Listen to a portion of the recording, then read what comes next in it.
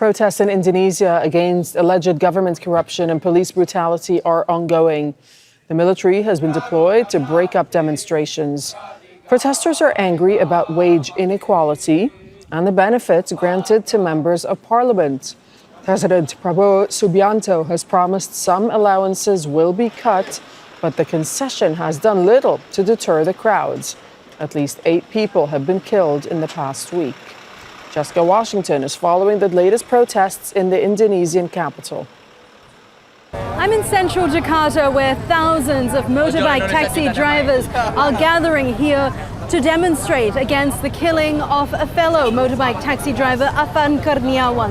The 21-year-old was killed during demonstrations here in Jakarta. He was hit by an armored police vehicle. Today, these thousands of drivers are gathering to demonstrate that not only can they honor their colleague and also call for their various demands about economic equality, but they can do it peacefully. They can do it even by shaking the hands of police officers and giving them flowers.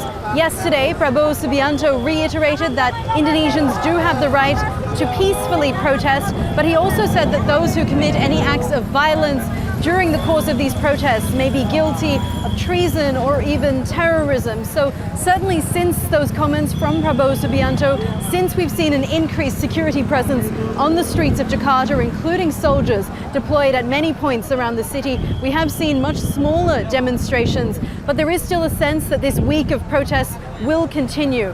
Just last night in Bandung, there were social media videos which showed police firing tear gas around university campuses in Bandung. The UN Human Rights Office also raised concerns about this week of unrest in Indonesia. I'll just read a short segment of what they had to say.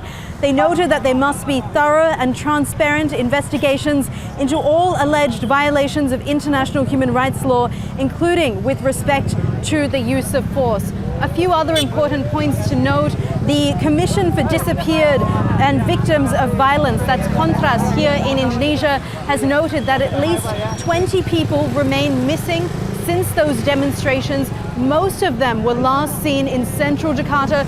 Some of them, however, were last seen in East Jakarta or even the north, or even on the outskirts in Depok as well.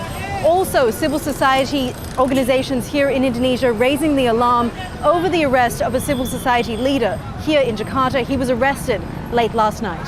Jessica Washington, Al Jazeera, Jakarta. Don't miss out. Get the full picture. Subscribe to Al Jazeera for reliable news, expert insight. Like, share, stay ahead.